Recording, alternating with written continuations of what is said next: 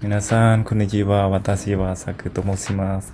今日はアンコールワットを話したいと思います。アンコールワットは12世紀に最初の王様ソリア・ワルマン2世によって建てられた37年間制やしたヒンドゥー教のビスヌ神に祈るために建てられた最高の王様ジャイア・ワルマン7世が完成させた1992年12月14日に世界遺産に登録された。アンコールワットはシンプル県にあります。中央の建築物の高さは65メートルです。このようにアンコールワットの頂上から日の出が見られるのは3ヶ月21日と9月23日頃の今年2回です。川から外の大きさは 5.5km あります。川の周りに葉っぱは 1300m です。長さは 1600m あります。さっき皆さんご自体使って建てられたのは紐、キーボード、鋼鉄、運ぶのは象、掘るのは軍隊です。石の大きさは葉っぱ 1.5 メートルです。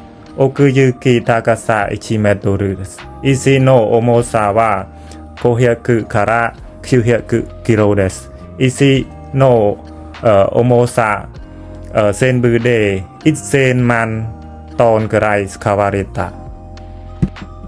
本当に皆さんすべてのストーリーがわかるようになっているので見てほしいです。実は韓国尺に外側の彫刻が見落とされている。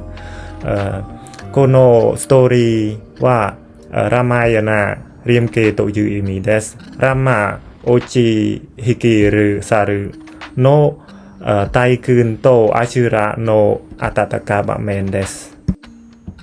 好き皆さんこのストーリーはマハペラタの内政の様子の描かれている。この場面は兄弟の戦争です。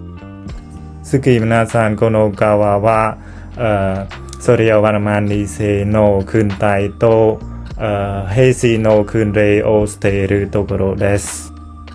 好き皆さんこの川には天国と地獄が描かれているです。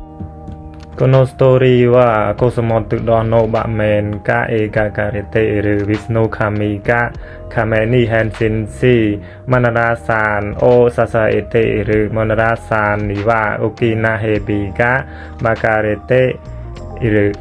それを神様をアシュラを1000年間くらい引っ張り続けている。その結果は海がなくなった。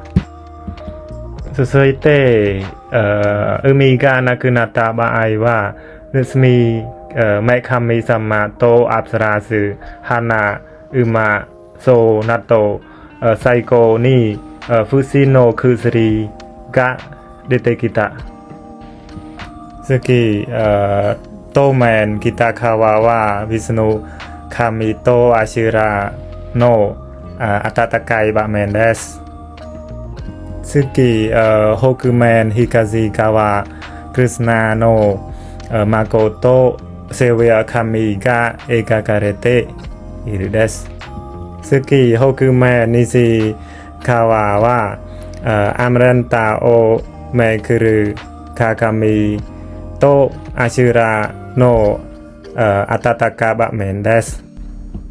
次皆さんストーリーの彫刻だけでなく今第3回行きましょう。ここは神様の住む場所です。神様にお祈りする場所です。皆さんアンコールワットはカンボジアのフレッグです。朝日はすごく綺麗ですよ。皆さん私は1回見ました。すごく綺麗です。皆さんぜひアンコールワットへ遊びに行ってみてくださいね。今終わりました。よろしくお願いします。ありがとうございます。皆さんバイバイ。